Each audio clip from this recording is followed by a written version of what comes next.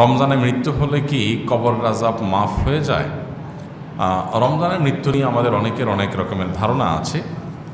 অনেকে মনে করেন রমজান মাসে মারা গেলে তার আর কবর আযাব হয় না, তার কবর আযাব মাফ হয়ে যায়, মুক্ত থাকেন এবং তিনি জান্নাতি হয়ে যান। মূলত এরকম কোনো কথা কোরআন অথবা হাদিসের কোথাও উল্লেখ হয় নাই।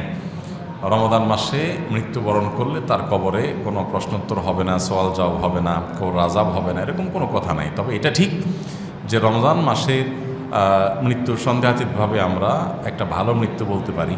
ইবাদতরত অবস্থায় মৃত্যু সন্দেহাতীতভাবে একটা ভালো মৃত্যু। আল্লাহর প্রতি সুধারণা করতে পারি যে আল্লাহ হয়তো তাকে মাফ করে দিবেন, তার প্রতি রহম করবেন। এটা জাস্ট আমাদের সুধারণার ব্যাপার। শরীয়ত আমাদেরকে কিছু বলে দেয় নাই যে এটা হলে তোমার আর কবর আযাব মাফ। তবে শুক্রবারের মৃত্যু সম্পর্কে হাদিসে প্রমাণিত যে শুক্রবারের মৃত্যু হলে সেই দিনে মৃত্যুর কারণে আল্লাহ রাব্বুল আলামিন নাজাত দান করেন এবং ওই ব্যক্তির কবর আযাব মাফ হয়।